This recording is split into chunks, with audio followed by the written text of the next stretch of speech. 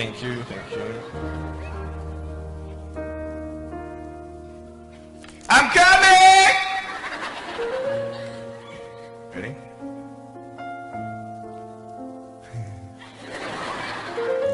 Hey, is that cool? Awesome. I want to talk about like when I started, going to school and stuff, a lot of people put me down, you know what I mean? Like, people tease each other. I mean, people come up and say, hey, you're fat, you're fat, you're fat, you're fat, you're fat, you're fat, you're fat, you like, lose some weight, and you're like, you go home and you look at yourself in the mirror and go, I'm fat, right? And so many people tease each other. Oh, you're too short, you're too tall, you look, whatever.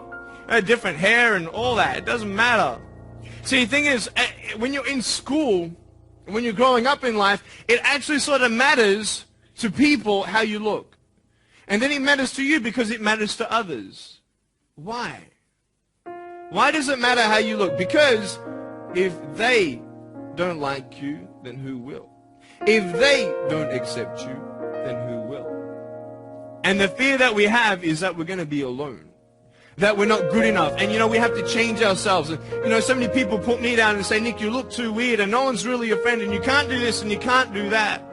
And I couldn't change anything. It's not like just fixing my hair one day and everything's fine. It's not like, just whatever. I couldn't change my circumstance.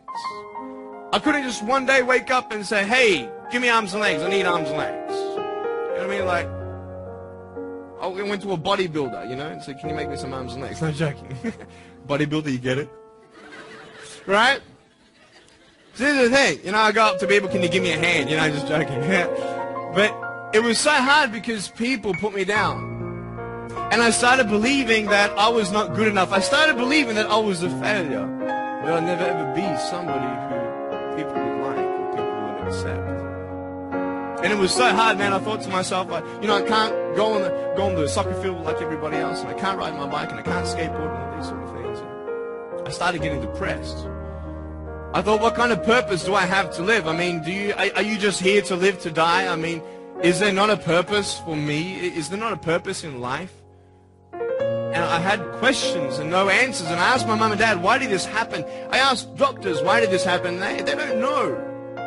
There are some things in life that are out of your control that you can't change and you got to live with. The choice that we have, though, is either to give up or keep on going. I want to ask you, what are you going to believe? Are you going to believe in yourself? Are you going to believe everybody else's judgment on you? Are you going to believe people when they say that you're a failure and no one really likes you, no one really cares about you? Ask you how you are and you say fine, but you're not fine, and they'll never know that. I tell you, life is interesting. Life's a journey. See this phone here? Let's say that I want to go to the phone, right? And I start from over here. Now, to get to the phone, it's not like I'm going to start meditating and going hum, right, and float across the air, right? It's not going to work. It's not like I'm going to go hum and woo, it's not going to work. So I have to take one step at a time, one step at a time, one step at a time. You can only take one step at a time. I don't care how big your step is, it's only one step at a time. You can't do 2 steps in one. You understand? So it's like one step at a time. And you take steps in this direction, you take steps in that direction, sort of get lost along the way, and sometimes you fall down. Now, to illustrate my point, I'm going to jump off the table, do a back twist, and land on the floor. Okay? Is that cool? Are you ready? Oh, there's a clock there? Okay, can you move the clock for a second, please? Beautiful, beautiful. All right. You ready? So, are you guys ready? Just let me know when you're ready. You ready? Okay, ready? 1, 2. I'm joking, man. Are you serious? Just put the clock back there. If I did that, I'll break my arm or something. You know what I mean?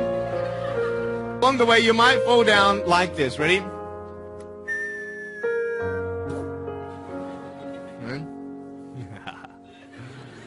Hello! So what do you do when you fall down? Get back up. Everybody knows to get back up, because if I start walking, I'm not going to get anywhere. But I tell you, there are some times in life where you fall down and you feel like you don't have the strength to get back up. You sort of put a mask on your face when you come to school and pretend that everything's okay when it's not, and you go home and lay in your bed when no one's looking at you, and you don't have to impress anybody. You're yourself. Fear comes in. You know the fear that you have as soon as you walk into the doors of your house. Maybe there's a broken home. Maybe you have doubt in your life. Maybe you don't know for sure what's going to be happening in the future, and it scares you. Maybe you're worried about what people think of you, what people say about you. Just that fear paralyzes you. And I just want to ask you today, do you think you have hope? Because I tell you, I'm down here, face down, and I have no arms, no legs. It should be impossible for me to get back up. I mean, you go home and tie the legs and arms of your brothers and sisters and like push them down and see how long it's going to take them to get back up. You know what I mean? You know, you can tell them that you'll see them tomorrow. You know what I mean? But this is the thing. It should be impossible for me to get back up, but it's not. You see, I will try 100 times to get up, and if I fail 100 times, if I fail and I give up, do you think that I'm ever going to get up? No. But if I fail, I try again and again and again. For as long as I try, there's always that chance of getting up. Does that make sense? And it's not the end until you've given up. And just the fact that you're here should persuade you that you have another chance to get back up. There's still hope. I'm not here today to tell you that I understand your pain. I don't know how it feels to be abused. I don't know how it feels to feel, quote, fat and you've got an eating disorder. I don't know how it feels to have a broken home. I don't know how it feels. But I know how it feels to have a broken heart. And I know how it feels to be alone.